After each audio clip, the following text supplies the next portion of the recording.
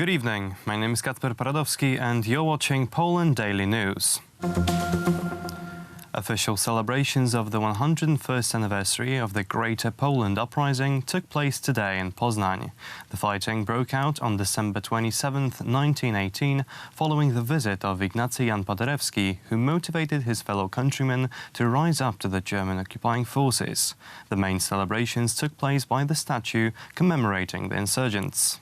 The Greater Poland Uprising began 101 years ago in Poznań. By half of January, most of the region was freed from the occupants. The territories regained by the insurgents were confirmed as part of the Republic of Poland by the Truce in Trevir, signed by Germany and the Entente on February 16, 1919. According to the treaty, the Greater Poland Front was acknowledged as an Allied front. The final victory was sealed by the signing of the Versailles Treaty on June 28, 1919, which guaranteed Poland the return of almost entire Greater Poland region. Our fellow Pole, Łukasz Koczocik, who became famous for his heroic defense of the London Bridge, will receive one of the highest British civilian honours. The award he is to receive will celebrate his actions from November, when he restrained an attacker in the English capital.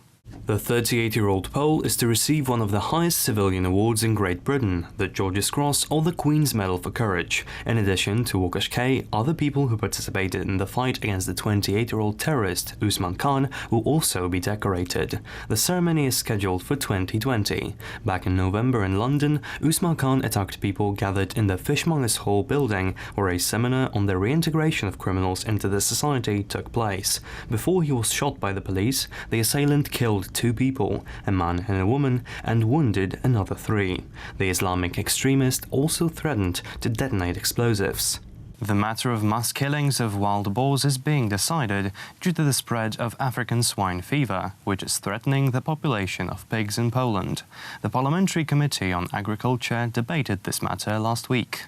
Last week, at a joint meeting of the Committee on Agriculture and Environmental Protection, the draft Special Act on facilitating the reduction of African swine fever was discussed, giving power to hunters from uniformed services to shoot wild boars. The Ministry of Agriculture and deputies of Law and Justice from the Committee on Agriculture explained this record with the attitude of the Polish Hunting Association, and as they add, the African swine fever threatens the production of swine in Poland. The matter of the fact is that the Hunting Association often does not reduce this population for various reasons. Dealing with boars on a massive scale raises a lot of controversy. Can the African swine fever be battled in a different way than shooting? Let the experts speak. If not, then the shooting must be carried out, but so as not to lead to the complete extinction of the species. Ecological organizations and some deputies, including the Left Parliamentary Club, are against the shooting of wild boars. First of all, we must remember that since there are no biological barriers or fences for hunting, tens of thousands of swine are killed off, and this is the main problem we must focus on, instead of limiting ourselves by the fact that we are not doing anything now. According to the Minister of Agriculture, Jan Krzysztof Ardanowski, allegations are being made by the opposition towards the government because of inactivity over the last 4 years.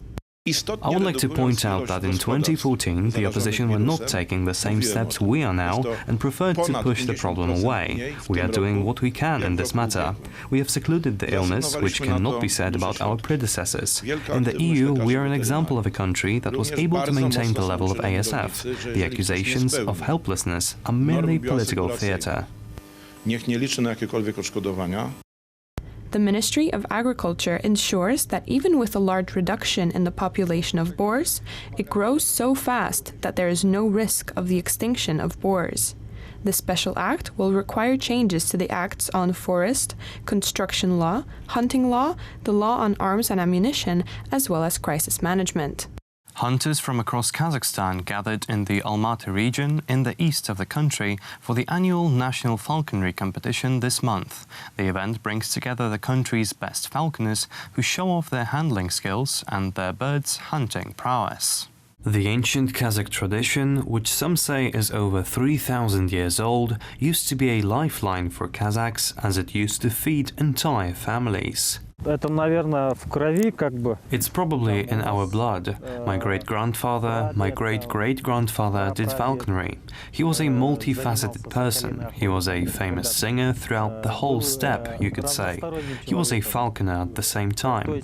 I think it was fashionable in those days. Everyone considered themselves to be hotshots just by touching a little falcon. Занимался соколиной охотой. Птицы подают знак постоянно во снах. Traditional falcon hunting is seen in Kazakhstan as a symbol of the country's nomadic past. Falcon hunting was largely banned during Soviet rule, and the tradition would have died out altogether had it not been doggedly preserved by ethnic Kazakhs in China and Mongolia. Каким-то образом вот. That is all for tonight. Thank you for watching. Stay with us for Poland Daily Business. Good night.